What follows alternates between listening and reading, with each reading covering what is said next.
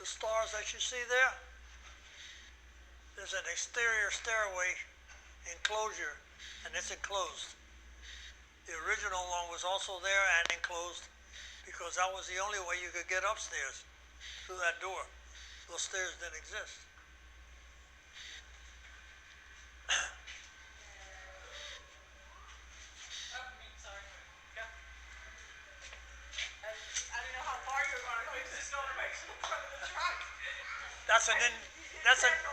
That's an indicator box. And as the name says, it indicates where you're going to go. And so what happens is, make sure that's down. This system works together. This sat on a post, telephone post. And because you had bad boys in this island that couldn't follow the rules, they locked them. So now when you had a fire, you had to go running around up and down the street hollering, fire, fire, fire, till somebody came out and showed you which house had the key, one key. See, and then say, well, what happens if they're not home? Well, nobody locked their front door. It was the 50s, and we used to take trips to Miami and sometimes forget to close the front door because nobody stole. And especially in those days, before they built the bridges and all that, where you were an island, if you stole, you might as well leave. Nobody gave you a job. Nobody had anything to do with you. You were a thief. They couldn't trust you. So you had to get along. So people say, how come the conchs are so tight? They're tight because they depended on each other for everything. So these people in this neighborhood here, my aunt lived over there, my grandmother lived down there, y'all's great-great-great-grandmother lived down the street there. My daddy was born one block down and 2 houses over. So in this neighborhood, that was our neighborhood. And in this neighborhood, you know, I could, as a kid, when I was running around here, I could knock on people's doors and use their bathroom. And you know, they hardly knew me, but they knew who I was. That's Chief Castro's boy. You know? And now all them same kids are playing with John, grew up with John Peter. Their children. So it's tight. See, I used to tell people, I said, when you get out of school, when do you see your friend again?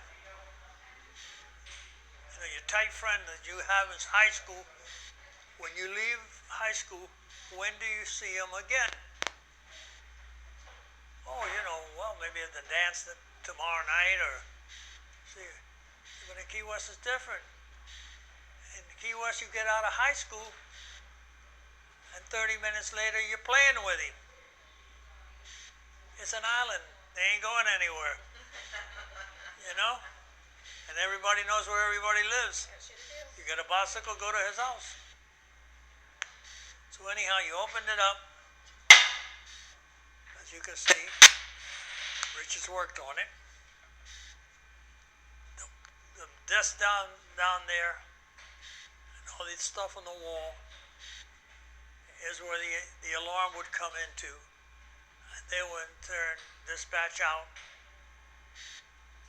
And this station always went, because there was a swing station. It covered for the backup for the other 2, plus his own district. So we had more calls here than anybody. We often, well, they went out, you know, maybe 300 or 400 times. We went out 500 or 600 times. So the alarm comes in, goes off downtown. They start sending the numbers to us as to where to go. 12. You look up there, that's Front and Duval. And jump in your car and you go down there or your bicycle and you look at the guy pointing at the fire. Get the key. At the key. This is a proximity suit. You walk on gasoline on that. Gasoline fires. Jimmy Colley, that was his job in the Navy, to wear these. That's why Jimmy's a little... So then what's yours? You're right. I'm going to tell you something. There's not a building here that's on fire that I won't walk into. Like I tell you, I never thought I'd get hurt. I was always anxious to get in and get at it. It was a fight, me against that. Well, with Jimmy, he's walking in the stuff. And there's fire all around him. Coming around his feet, his legs, his arms. And he's crawling on top of an airplane trying to get a pilot out. You know? So God bless him that he likes to do that because I don't. It's not that I'm a coward, it's that I'm a coward.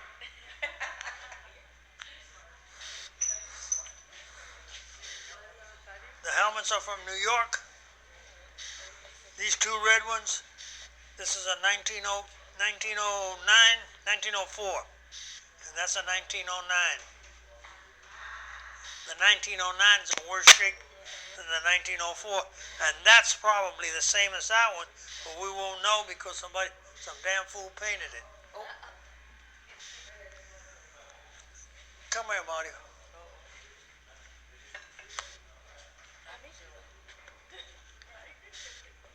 That is an 1850 fire axe. Okay, it looks more like a Viking battle axe. Yeah. Castle of Grace.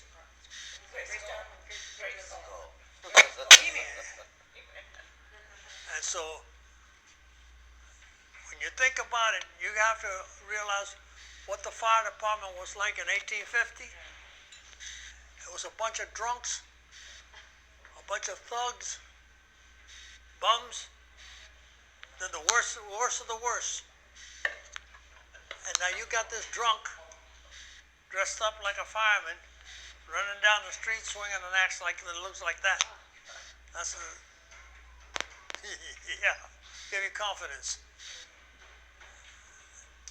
Whoever had this truck decided to make reducers on it so they have more outlets.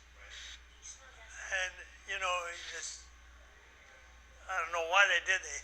That looks like a faucet for you to brush your teeth. But Steel? huh? No, he said he smelled gasoline. I said no, it's just like old metal steel. Yeah, that's all it is.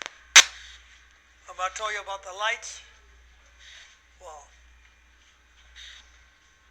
the red light means that this is a pumper. The green light meant that it was a ladder. The white light meant that it was a chief.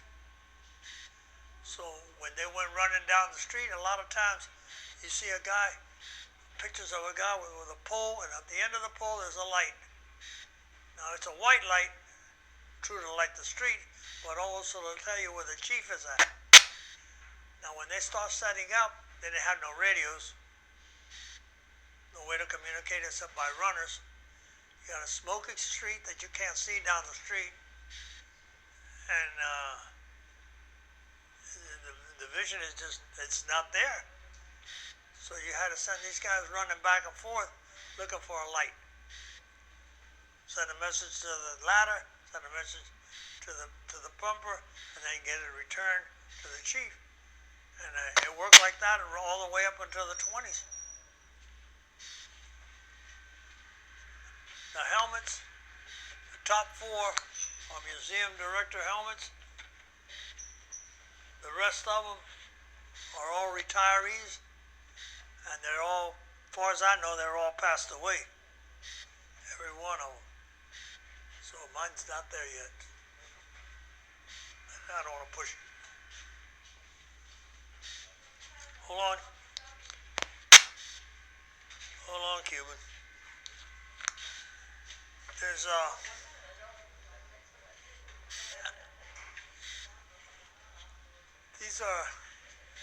self-contained breathing apparatus, SCBAs. This was German. And Miami went out and jumped on them and bought them. And the whole department. What a kickback somebody got. Because most places won't do that. When they came to me, I said, first of all, I'm not going to buy them because it costs $100 more than the other one. The ones I'm using, the Scots. And so I can buy 5 Scots for 4 of these. Doesn't make sense. I said, plus the fact that they have to be American made.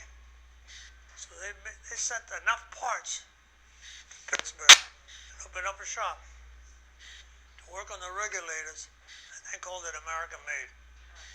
Now they actually have a factory making them in Pittsburgh. But they were the best of the best at the time. I don't know about now. Some people say that now they got worse, you know, the Scott got better or something. But it depends on where you work. Sometimes the federal government uses Scott air packs. Other times they use MSA air packs. And you don't know which, you know, that could be Homestead or whatever, you know. But this is, all right. All right, feel that way. This one here was a federal firefighter breathing apparatus, and we always use Scots. And so you have them talking about which is better. And one day I walked out into the engine room, and they had a Navy truck there, you know. And finally I said, you know what the problem is? The problem is that that one's not better than that one, or that one's better than this one. They're the same thing. So they only got different parts, made different. I said, and you know what? You know why you don't like them? Because now you got to sit down and learn how to take them apart again. Something new. Cuba's the longest island in the Western Hemisphere. It's 20 million people. It is 106 miles to Havana and 93 miles to Cuba from Key West. So the Gulf Stream wraps around, and doesn't go around there, it comes around there. So if your boat breaks down there, you're traveling east at 4 miles an hour.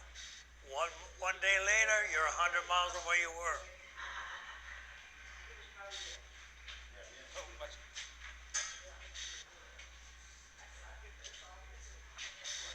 This is a Navy dispatch system. They would get their dispatches through here. Just like we had 12 roll up over there, they got a 1 and a 2 over here, and that means 12. Because we got it hooked up to ours. When I worked here, all of that stuff, none of that stuff existed. It was all gone already. We just had those red telephones, and the dispatcher would get in there and tell you where you're going.